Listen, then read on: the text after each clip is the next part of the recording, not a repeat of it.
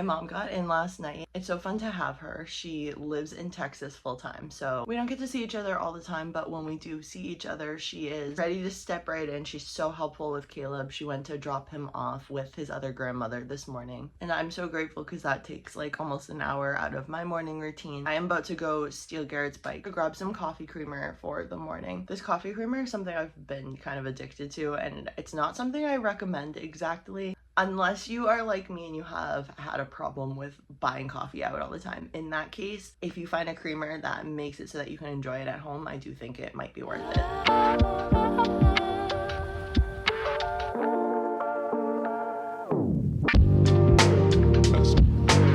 We are on our way to yoga. Very excited. My mom does yoga in an actual studio, whereas I usually go to YouTube. So it's gonna be very fun to do all of this in person. What would you say about yoga? I think yoga is a great way for people to get in touch with their energy without having to feel like you're getting in touch with your energy. I know a lot of people who grew up in a very traditional and conservative religious background, and once they discovered yoga, they were actually able to have a closer relationship with Jesus because they understood his love a little bit more. I've been doing this for decades, so I've seen, like Farmer said, I've seen a thing, so I know a thing.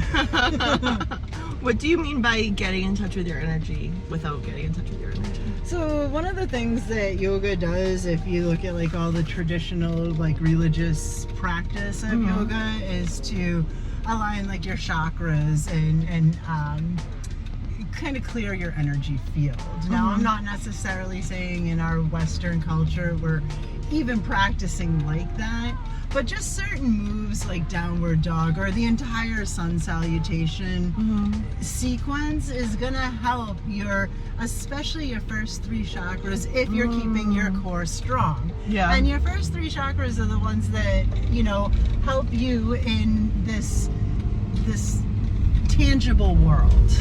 And that's why I think, especially in the West, yoga just really helps, you know? Yeah, I kind of remember that when I first started yoga. What would it have been? It would have been like... Probably about 7 years, 17, 16, 17? Yeah, exactly. We all had to start yoga after the 16 election. I remember not being big on any of that energy stuff, but just feeling something shift through doing it, so it's very cool. Now, I gotta say that I am loving the new, I call them the new Gen Z teachers, right? Because I'm Gen X, so I'm very, very used to them, and they're very calm, and they talk like this. Yeah. And sometimes that kind of aggravates me, to be honest. But the Gen Z teachers, they're just like, all right, let's go. We need to get this energy moving. 20 years ago, the general public wasn't really into yoga. They were just kind of, you know, they were doing aerobics and trying not to eat fat. You know what I'm saying? So you had to like be very gentle with the people that were finally coming into your space. Oh my gosh, I just love it. I just love it. We're rushing to relax.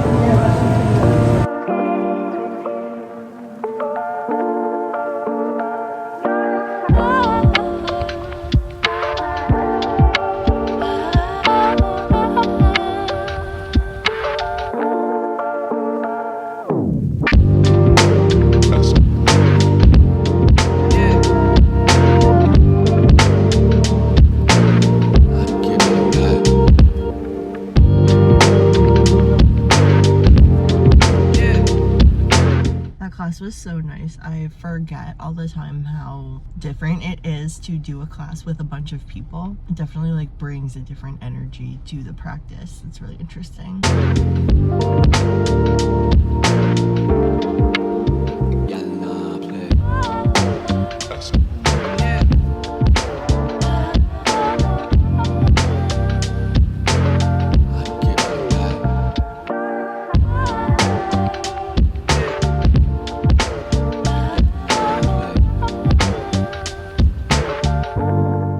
Mom is still here visiting.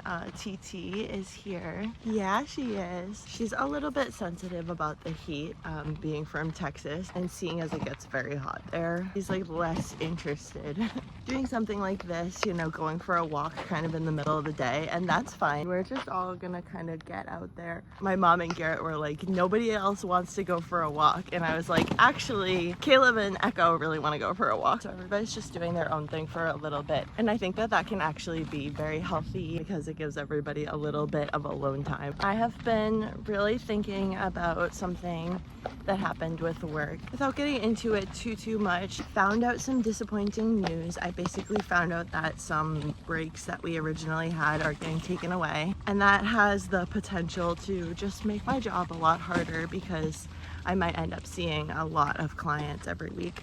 And obviously that kind of affects my level of burnout, my ability to give each client the attention that they need. I found out right before going on vacation and have been really wrestling with not letting it just be something that sits in my mind and really bothers me, because it is just really disappointing. I had finally found a routine that was working and all of that. But what I've been thinking about recently is using this as an opportunity to kind of practice a little bit of flexibility.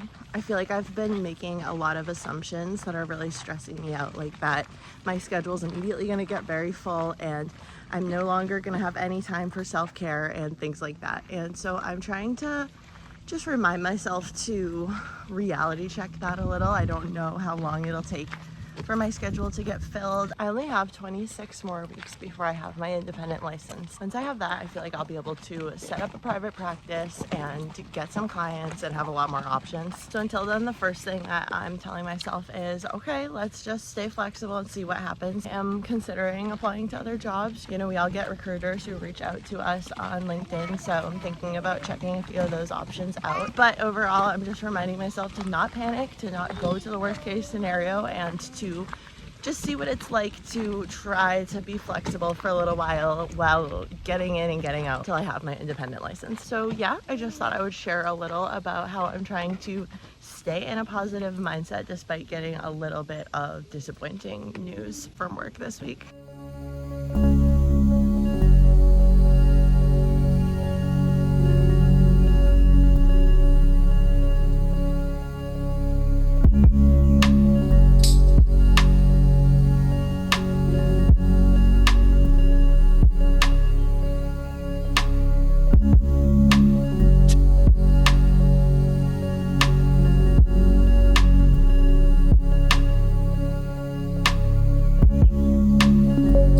Sometimes we have to run.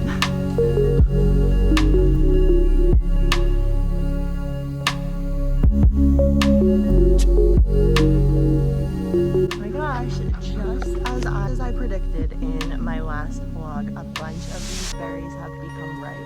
I'm so excited to pick some and bring them home for everyone to enjoy. Oh, chef's kiss, so beautiful. I'm just getting very impatient, but look at all the berries we got. I'm very happy with this.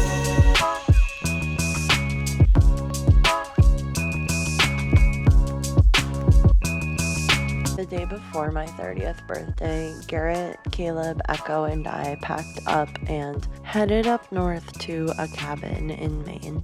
All I really wanted to do for my birthday was unplug a little, spend some time near nature, and spend some time with the two people that I'm closest with. It felt so good to spend this time for just us.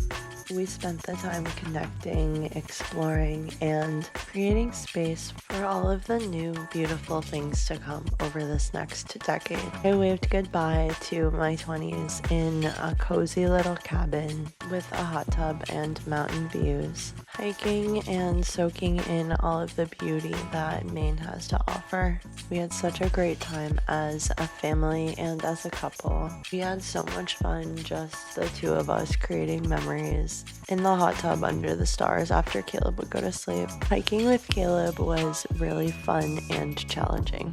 We didn't bring a stroller and we forgot to bring the wearable backpack that we were going to carry him in. So we decided to go to the Roberts Farm Preserve trails and see if we could just enjoy some of the easier and smaller paths. Caleb was a trooper. We probably ended up going for a mile with Caleb running the whole time and keeping us on our toes, keeping up with him. Thanks so much for watching, and I'll see you next time.